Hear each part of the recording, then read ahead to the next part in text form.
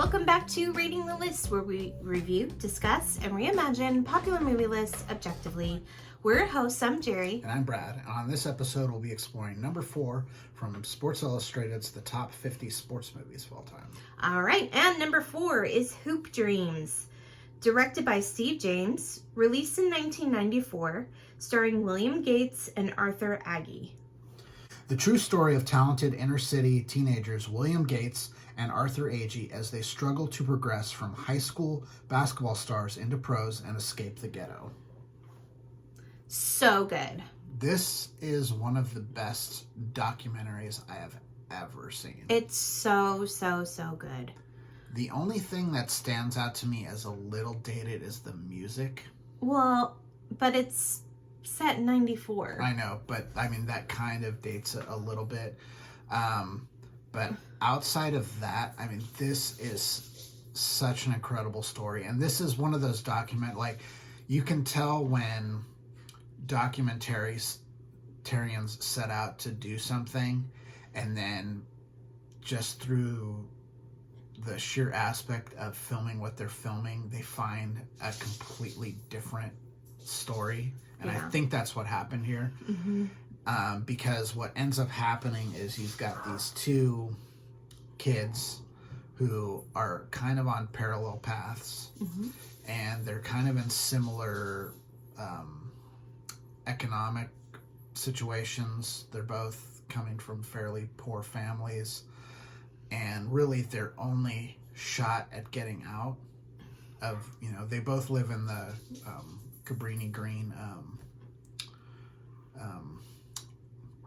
apartments, which are, kind of famous in Chicago for, being, incredibly run down and, where the poorest of the poor live. Projects. Yeah, I mean, they're kind of the epitome of projects. Mm-hmm. And these two kids, their only shot is first to get scholarships to play at private high schools. Private Catholic high schools, mm-hmm. in the city, which they both do. And one of them kind of excels and the other one does not. And one of them has financial issues as well. Yeah. And he has to drop out. Right. And then there's, one of them makes it, they eventually both make it to college. Mm-hmm. And kind of similar there is one of them kind of succeeds and one of them doesn't. And you just kind of, when you follow a story like this, you almost expect that, it's going to have this super happy ending, and you really don't have that. You do find out that both of these guys end up having reasonably, families. They have reasonably happy adult lives, mm-hmm. but one of them ended up playing professional basketball. Just for a little bit. And he played in Europe. He didn't really play. I think he had a short stint in the NBA, but for the most part played in Europe. And it just, sometimes your dreams don't work out, but, other doors are kind of opened up and you kind of find yourself. And the story really follows these two kids as they go from being, kids to men. Yeah, and for the most part. Let's really think about what success is in this movie. Success is, they see success as becoming professional basketball players. I actually think it's a little different than that. I think that's kind of... It's their way out. Yeah, I was going to say that's a means to an end. It's their way out. I think getting out is what they see as success. And what they actually accomplished was getting out. Right. Right? I mean, it didn't look like the way they thought it was going to look, but they did get out. What's extraordinary about this documentary to me is that, typically when you follow even a fictional movie, you're very focused on the player, right? You're focused on how they're feeling, what they're going through, their arc, their changes. But in this documentary, though we're following these young adults for a short amount of time, we are also getting to see their families and their families' struggles to keep them on track and keep them so that they can have a better future. Mm-hmm. And how it doesn't always work out, like one family, the father turned to drugs again. Well, he had they had this, he had a pretty decent job. Yes. And then he lost his job. He got laid off. And like from there, just like everything unraveled for this guy. Yeah, everything unraveled. He lost his family. They lost his income. That is why they had troubles with keeping him in the Catholic school. They were behind on payment. Mm-hmm. It was really heartbreaking to see all that. But what was really interesting too was seeing these families try to make the best of what they had. Mm-hmm. Like one woman, like the lights were going out on her. She wasn't sure how she was feeding her family. And then I can't remember if it's the same woman or a different woman. She goes and puts herself through nursing school. It's her. Yeah. And so it's not just about these young athletes. It's about their whole family and what the dynamics were and how that affected their future and how they redefined their way of success to me. Yeah. Lots of roadblocks that these kids came into. One kid, he was able to focus. He got good grades. He was doing really well. And one kid, he just couldn't, school wasn't just his thing.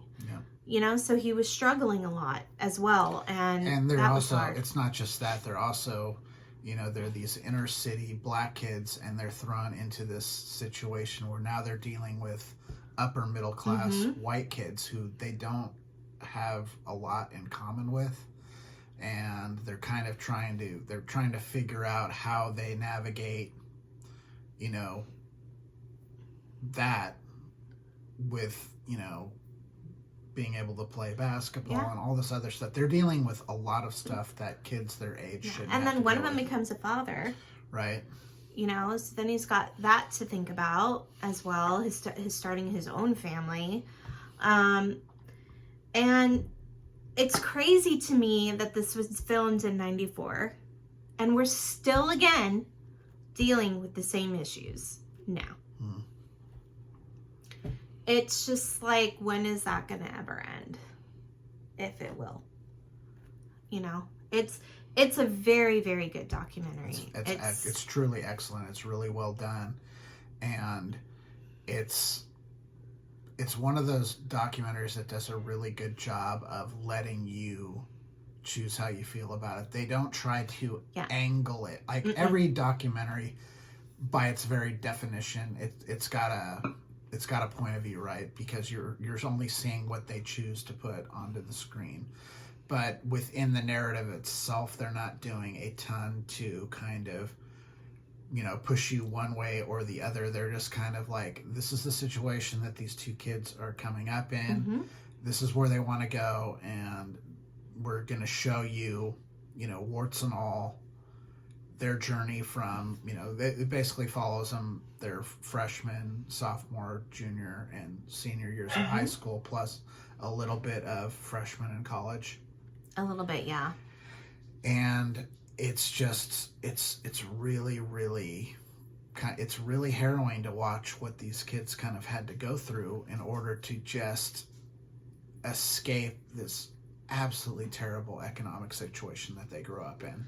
Yeah, it's pretty sad. And like, how many stories are there out there like that? I'm sure there's thousands. Well, yeah, and that was kind of the point of this, is that these kids are actually recruited, mm-hmm. like to play at these high schools. So, they are part of a pool of lots of other kids with their hoop dreams, trying to get, these limited number of scholarships at these Catholic high schools to be able to play so that they can be showcased mm-hmm. and then, be on like, high school All-American teams and that kind of thing, and get recruited then by, top Division I colleges, which in turn, showcase themselves there and hopefully get a shot at the NBA. Yeah. And it's like, how many of these kids actually make that?